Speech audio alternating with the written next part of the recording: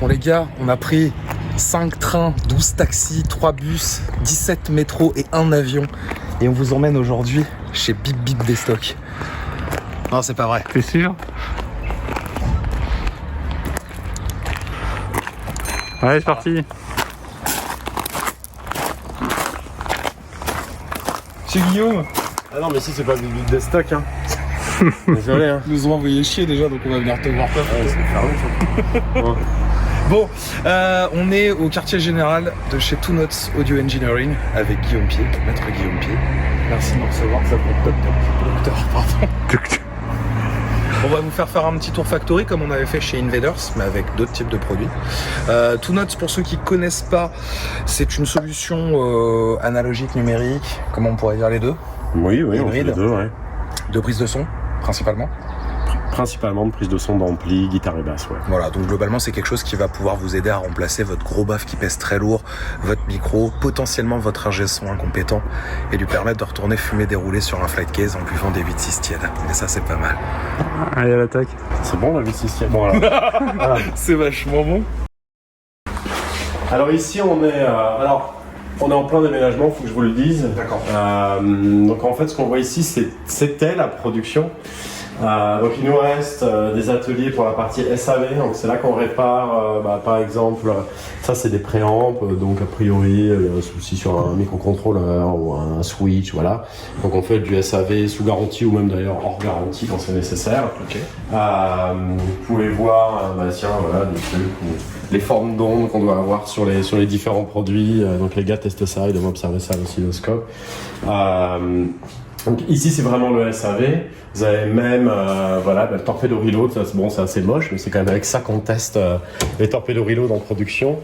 Et en fait, notre production déménage vers des nouveaux locaux à 15 km d'ici. Dans les îles Caïmans.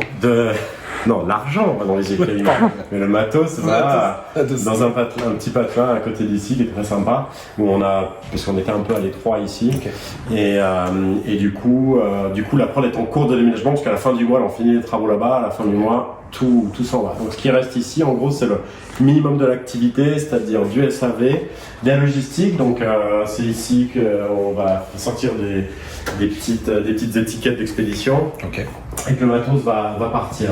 Mais normalement, avant, voilà, tout ici, c'était de la production. Ça représente combien de personnes à peu près alors, ici, on n'a plus qu'une personne aujourd'hui pour faire ça, mais il y en a d'autres là où on s'installe. Voilà, donc ce sera 3 personnes.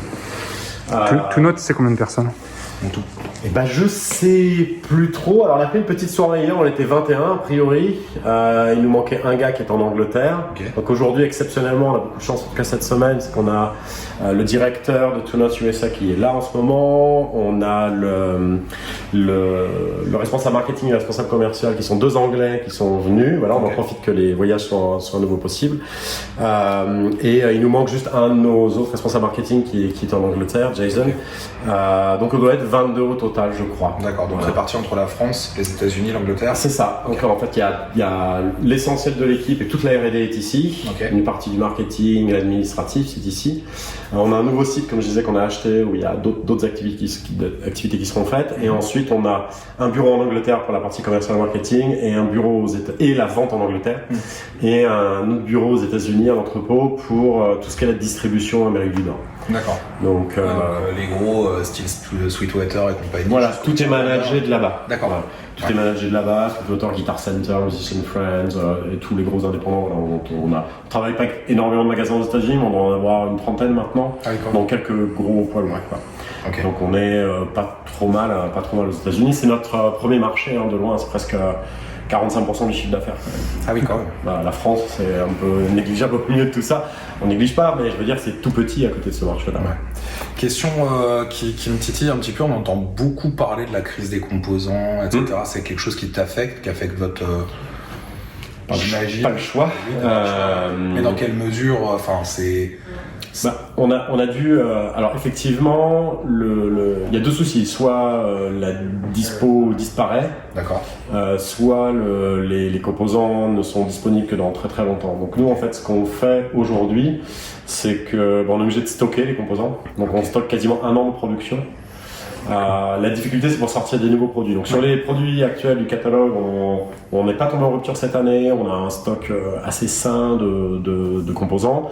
On fabrique aussi des cartes pour d'autres fabricants comme Rev, comme Mesa Boogie, comme Victory maintenant. Puis il y en a d'autres en fait qui arrivent.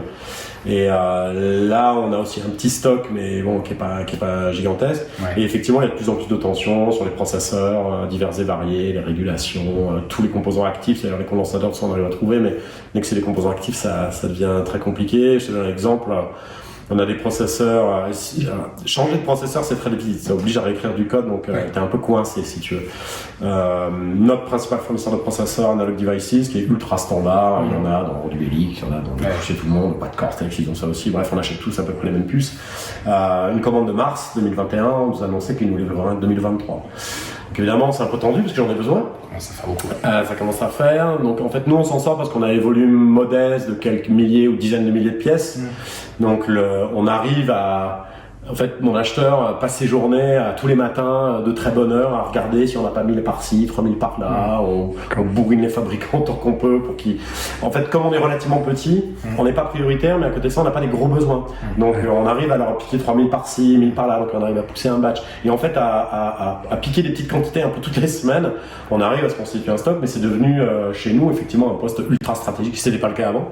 C'est devenu un poste ultra stratégique d'avoir du stock, et à ça se rajoute le fait que le transport, c'est n'importe quoi. Oui, c'est ça aussi, là, je sais pas si vous avez entendu parler, mais il y avait des milliers de bateaux, des porte-conteneurs coincés au large de Los Angeles. Il y avait le mien là-dedans.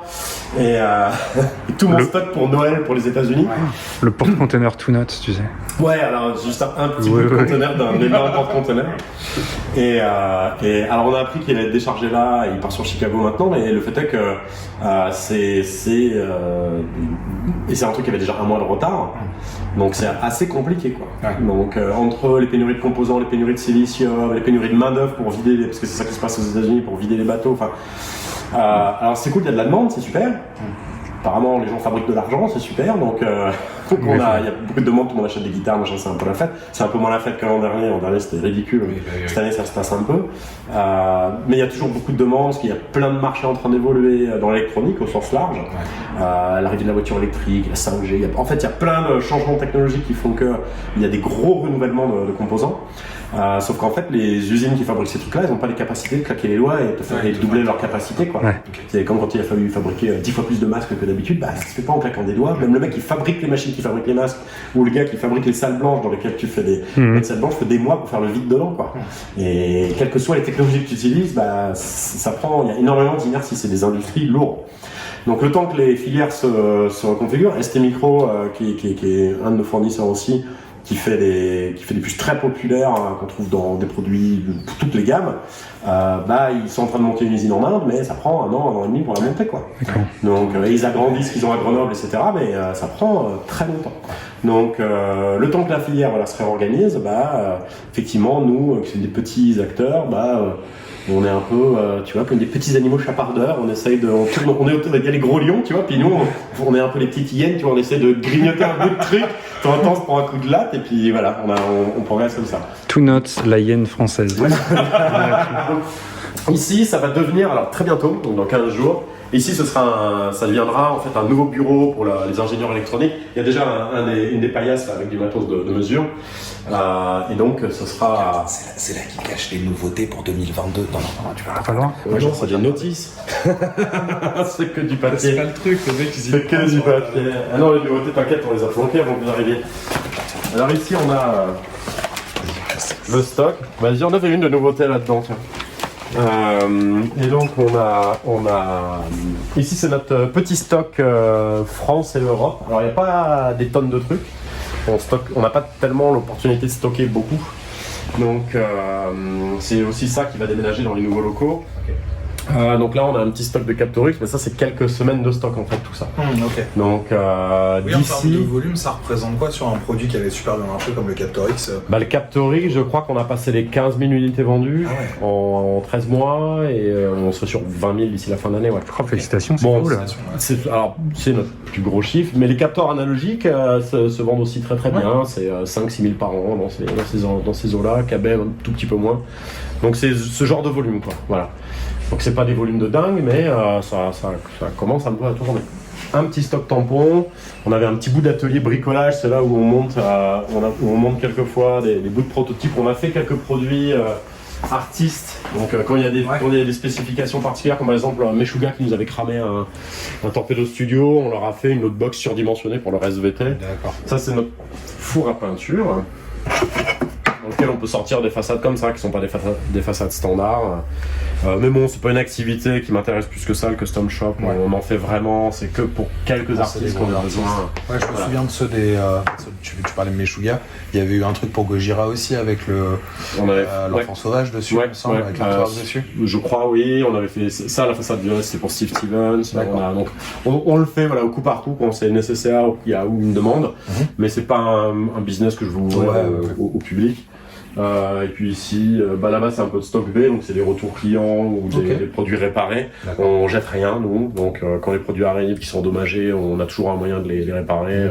Ils sont pensés pour être réparés en fait. Et quelques stocks de pièces, ça c'est plus pour faire du... Voilà, tout ça c'est du SAV. Sur l'année très Covidée, tu as eu des nouveaux artistes qui ont rejoint l'équipe. Il me semble qu'il y a eu Phil X. Philex, mais ça c'est récent, c'est cette année. Très honnêtement, l'an dernier, d'un point de vue artiste, comme personne tournait, c'était super calme.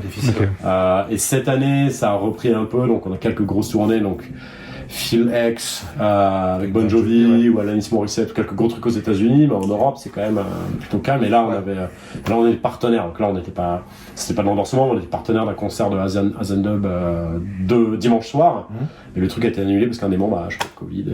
Il a tourné par terre, 2 ans de préparation. Peut-être pas, on se rattrapera au Justin Fest. Oui, en espérant que. Non, mais je suis sûr que Steph Burrier à CR7 à lui pour pas tomber malade. Oui. On le connaît. Beaucoup d'alcool. Principalement. Ça désinfecte. Allez, on va remonter. Ah ouais, si, un petit truc comme ça, parce que c'est un petit peu artisanal parce que c'est pas encore fini d'être installé, mais en fait, donc cette armoire c'est assez intéressant. En fait, là-dedans, il y a des trucs qui pédalent 24 heures sur 24, 7 jours sur 7. Okay. Et en gros, l'équipe qu'on va voir là-haut et qui crée les logiciels qui tournent sur les torpédos, en fait, on a un système qu'on appelle l'intégration continue où tous les logiciels sont compilés et testés en permanence. Donc ça c'est des machines de compilation, il y a des Mac et des PC, et on a des unités ici sur lesquelles sont envoyées des commandes et des ordres en permanence pour vérifier qu'il n'y a pas de régression, c'est-à-dire qu'en rajoutant des nouveaux trucs, on n'a pas cassé les anciens. D'accord. Et donc tout est testé en permanence. C'est une sorte de stress test pour les bécanes. Alors c'est pas tellement pour les stresser, c'est juste pour valider que le code comptable fonctionne. En fait. De fait, elle tourne 24 sur 24, c'est aussi pour ça que tu vois la poussière accumulée sur la grille de ventilation. Elles sont pas stressées au sens où on pousse pas de la puissance, on les fait pas chauffer volontairement, mais par contre les processeurs tournent 24 heures sur 24. Et là on a un capteur X qui est planqué, on a et aussi on fait tourner le Wall of Sound, nos différents logiciels sur ces bécanes. Ça te permet d'anticiper un problème avant qu'il ça te permet en fait de faire plein de tests automatiques avant de mettre des êtres humains devant et de valider qu'il n'y ait pas un truc qui a échappé à la machine. Ok. Donc ça c'est ultra important, on l'a mis ça en place assez récemment, mais c'est fantastique ça nous fait gagner un temps. Par exemple ça nous permet quand on a détecté un bug, parce que c'est du logiciel, ça c'est secret ça. C'est secret on parlera pas. C'est du logiciel, donc il y a toujours des bugs, c'est toujours cassé. En 24 heures on est capable de revalider une nouvelle version, de la pousser, d'envoyer dans le monde entier, sans qu'il y ait d'action humaine à faire, à part corriger le bug.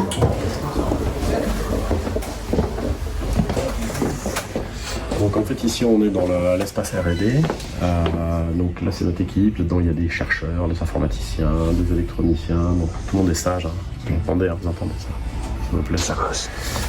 Ils sont tous très sages, ils ont tous des instruments pour tester les produits.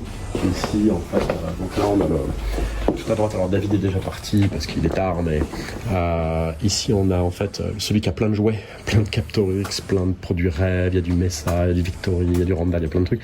Ça c'est lui qui teste l'ensemble de nos produits, mais aussi les produits partenaires. D'accord. Donc c'est-à-dire qu'il y a des tests automatiques, mais il y a aussi des tests manuels qui sont faits pour valider certains trucs qu'on ne peut pas faire en automatique, comme tourner des boutons. Les produits partenaires, tu as commencé à bosser sur ce sujet-là, c'était il y a combien de temps à peu près? C'était avec Rêve le premier, je crois. Alors ça ne devait pas être avec Rêve, mais ça s'est fait avec Rêve parce que c'était les plus réactifs, les plus intéressés par l'innovation. La discussion elle avait démarré avec le Sabougi en premier. D'accord. Et comme ils sont un peu moins dynamiques, on va dire, ça a pris plus de temps à se faire, il y avait plus d'enjeux, etc. Donc le premier ampli avec Mesa Boogie c'est le Badlander, mais on avait déjà sorti le D20 avec Rêve, puis le G20, puis ils ont pris la techno, ils l'ont mis maintenant sur tous leurs nouveaux amplis. Quoi.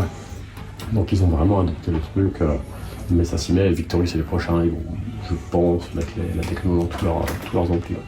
Ta préférence, toi, personnelle, en termes de produits partenaires, il y a un truc que t'aimes par-dessus tout, qui te titille Alors, chez Rêve, j'aime beaucoup les produits Rêve, mais je suis pas vraiment impliqué dans le voicing des amplis. Ouais. Sur le Badlander Message, un peu plus bossé. Ouais. Puis mais ça, c'est un peu, tu vois, c'est les amours de jeunesse, donc même si Rêve, c'est vraiment des potes, on a fait énormément de choses ensemble, et on en fait encore. Et j'adore leurs produits, j'adore l'esprit, la dynamique. Mais ça, c'est la légende, tu vois. Donc, c'est difficile d'avoir un avis vraiment. Là, le rachat par Gibson, ça n'a pas changé les choses dans vos rapports commerciaux, entre guillemets? Alors, chez eux, ça change pas mal de trucs, donc ils sont un peu plus durs à joindre. J'ai plus les mêmes interlocuteurs, parce que maintenant, les acheteurs, c'est Gibson, voilà. Il y a un peu plus de couches légales aussi dans la discussion, ce qui n'est pas pour me gêner, pour être honnête. C'est ultra carré, tu vois que t'as affaire à une boîte qui pèse 1 milliard, c'est pas le même délire. Mais ça, c'est un peu la petite boîte PME qui a vachement grossi, mais qui continue à fonctionner, qui est ultra familiale, machin, on se tape dans le dos, et voilà. Moi, je suis un peu d'une autre génération, moi j'aime bien les trucs un peu carrés. Donc on se tape dans le dos, c'est cool, mais si on signe un bout de paplard, je dors mieux la nuit, quoi.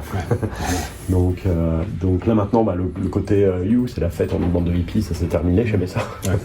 Et c'est Gibson qui a pris le relais. Je pense que c'est une bonne chose. Après, j'ai pas de boule de cristal et j'ai pas de relation privilégiée Gibson, donc je suis pas dans leur... Je suis pas dans le secret des dieux. Non, mais c'est bien, ça te permet de te rapprocher aussi de Gibson à un moment et tout. Peut-être qu'il fera des Les Paul avec des tout autres intégrés à l'intérieur de moi. On parle pas de bien, il fait suffisamment de rap ces dernières années. Il fait encore X deuxième génération. Voilà. Si je peux conduire le tractopelle qui leur passe dessus, ça m'intéresse. Bon, ici on a ça, la partie marketing. Regardez comme ils sont sages, c'est trop mignon. Igor, il est toujours sage. On est là. Ah, t'es sur YouTube. Merde. Donc là, on a nos produits marketing qui s'occupent de tout ce qui concerne la communication externe, les lancements de produits. Ça, c'est mon bureau. Attention. Désolé, c'est un peu le foutoir. Je m'attendais à un canapé noir dans un coin. Avec une caméra, avec un caméscope sur un trépied, je vois de quoi tu parles. Déjà le grand miroir, ceci dit. Oui, c'est ça. J'avais parti sur un mobilier style en 15. J'aime bien, c'est Louis-Philippe, c'est ancien, excuse-moi.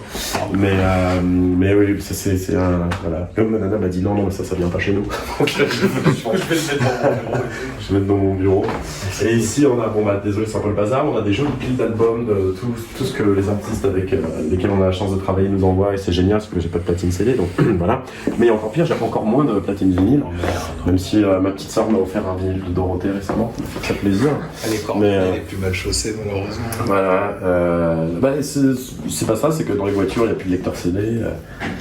Mais oui, il y a plein de trucs. Tiens, ça c'est notre nouveau bâtiment, des trucs assurés. Mais donc voilà, je travaille sur d'autres trucs. En fait, ici, si vous voyez pas, mais il y a la piscine. En fait, ici, non, ça c'est un fossé, ça c'est un talus. Ah, c'est un talus. C'est un talus. Il peut faire un trou au milieu et te mettre un peu d'eau, mais c'est un talus, c'est des arbres. Et donc, oui, parce qu'en fait, on a acheté un nouveau bâtiment parce qu'on manquait un peu de place ici, et surtout, on a acheté une boîte qui s'appelle Bart, qui faisait la hi-fi, qui fait ce genre de produit. Alors, c'est pas des trucs nécessairement très grand public, mais c'est des petits systèmes de sono vendus aux collectivités. Donc dans les écoles, les mairies, et Bart c'était un leader des produits pour l'enseignement des langues il y a un petit moment. C'est une boîte qui allait fermer, j'ai sauvé 3 jobs. Surtout voilà, c'est une marque de hi-fi qui a bientôt 100 ans, c'est 1927 là, le début de l'activité. Voilà, j'aimerais bien j'ai quelques idées de produits en dehors de la guitare. La guitare, c'est pas que j'ai fait le tour, mais ça fait 15 ans que je fais ça. Oui, je pense il y a aussi de se challenger sur d'autres choses. Voilà, donc il y a ces petites sonos, ça c'est des nouveaux prototypes qu'on teste. C'est cool. Mais voilà, c'est d'autres activités qui me permettent de diversifier un peu aussi. Puis j'imagine qu'au niveau local, ça permet aussi toi de t'investir dans le tissu professionnel. Enfin voilà. Ouais, il y a plusieurs du savoir-faire aussi quoi. Il y a ça. Après, on avait besoin de l'outil. Ouais. Cet outil nous intéressait pour nous, indépendamment même de cette marque. Mais voilà, j'avais quelques idées. En plus, on a développé des produits pour nous au tout début, quand je faisais encore des développements pour d'autres, on leur a développé des produits. Donc, on se connaît depuis très très longtemps. Et qui m'ont bien aidé quand j'ai démarré. Et voilà, bon, c'est le patron, il est vieux, il voulait partir à la retraite depuis déjà un moment. Voilà.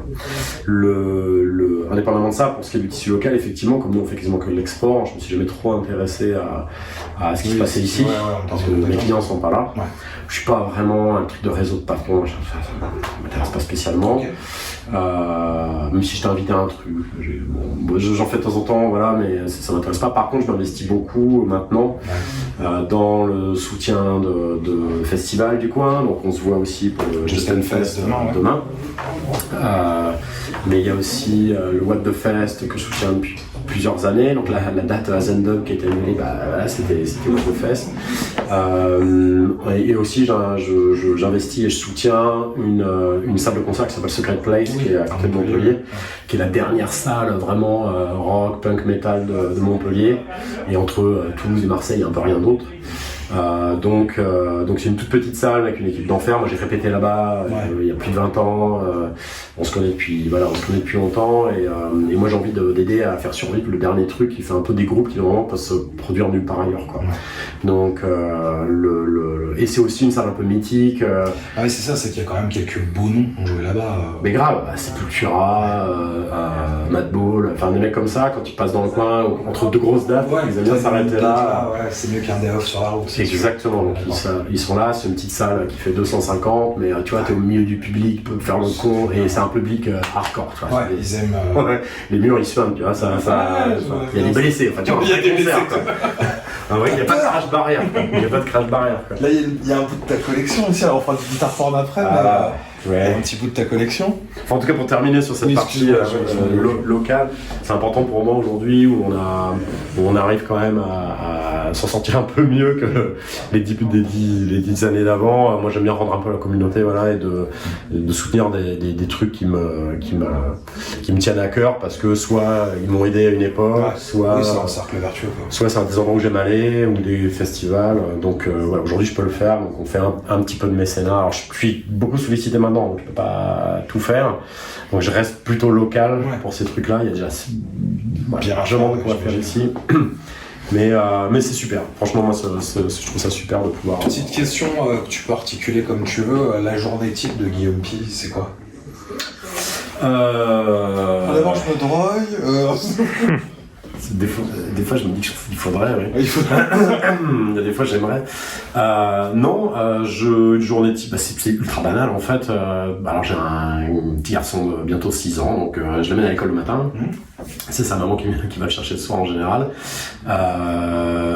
Je suis ici vers entre 8h30 et 9h, ça dépend des fois. Une partie de mon équipe arrive à 7h du mat, les gros hardcore codeurs ils sont là super tôt, d'autres arrivent plus tard, donc c'est pas très important pour moi l'heure d'arrivée. Il n'y a pas de pointeuse ici. Il n'y a que la prod qui fait vraiment des horaires précis, les autres s'adaptent, ils font comme ils veulent prendre des après-midi, bon, on se débrouille.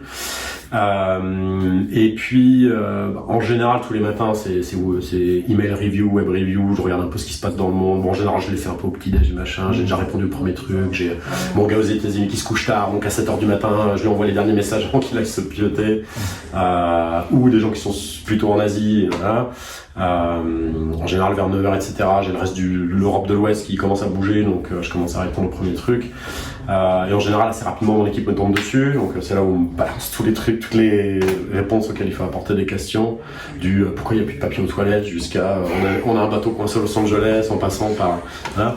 Donc moi, ce que j'essaie de faire aujourd'hui, c'est de me débarrasser de plus en plus des sujets, on va dire, faciles, sur lesquels je pars vraiment de plus-value, de garder que les trucs difficiles, donc recruter des gens, virer des gens, leur dire quand c'est bien, quand c'est pas bien, voilà, ça reste mes trucs, et puis l'invention des produits. Donc ça, c'est la partie que je peux pas sous-traiter. Donc c'est encore moi aujourd'hui qui définit les roadmaps, c'est-à-dire qu'est-ce qui sort et quand. Mon équipe, bien entendu, c'est un processus itératif qui inclut les artistes, qui peut inclure des influenceurs, qui peut inclure pas mal de gens. En général, je donne la direction. Et puis, une fois que j'ai donné la direction, on va y aller, mais on peut passer par plein de chemins. Il n'y a pas que le mien, il y en a d'autres.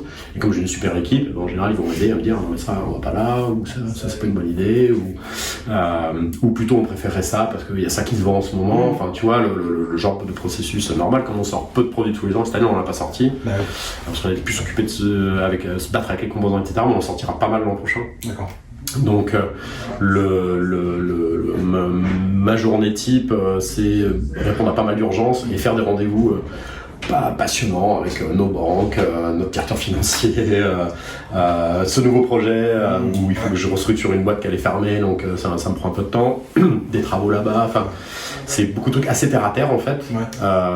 Et puis mais mon vrai plaisir c'est le développement de produit. Donc là moi je m'éclate, c'est quand mes gars me disent ok il y a ça qui est prêt, faut que tu le testes et que tu me dis si c'est bon ou pas. J'attrape une de mes nombreuses guitares et je file au studio qu'on va voir pour aller tester le truc, et là pendant 1 heure personne s'approche et moi-même je me débarrasse de téléphone, ordi, etc. et pendant 1 heure je fais que ça et en général j'arrive à trouver ce qui va pas assez rapidement. Je l'ai fait venir, genre voilà ce qui va pas, on fixe et puis c'est comme ça le processus. Mais ça c'est vraiment ma partie préférée et j'ai pas de souci à ce qu'on me dise ça c'est une idée à la con. Si c'est une idée à la con, ok, pourquoi? Ah d'accord, ou non, t'as pas compris ce que c'était l'idée. Et puis c'est super, enfin, moi j'ai pas de problème à ce qu'on challenge mes idées, au contraire je pense que c'est comme ça qu'on fait des meilleurs produits. Et mon équipe elle est super, et j'ai de la chance de bosser avec des gens qui sont intelligents, rapides, performants, donc assez rapidement ils analysent ce qui va ou pas. Des fois ils voient pas trop où je veux aller, donc faut que j'explique un peu plus, mais globalement c'est vraiment la partie de mon job qui est là. Moi j'aime bien inventer des bidules, tu vois, les produits c'est ce qui m'intéresse. Je suis content de gagner des sous ou pas, ça m'intéresse aussi de fait, parce que c'est comme ça qu'on paye les salaires aussi. Mais vraiment le truc c'est vraiment de développer du produit quoi. Ça c'est je pense la motivation et tu peux pas, c'est difficile d'avoir du succès avec des mauvais produits quoi. On est bien d'accord. Merci beaucoup Guillaume, c'était super intéressant. C'est toujours un plaisir de passer un moment avec toi. Et du coup, comme vous êtes vraiment super sage et qu'on vous aime beaucoup, on vous prépare une petite vidéo surprise mais qui sortira la semaine prochaine. On les aime, tu vois. Ouais. Sauf lui. Sauf lui.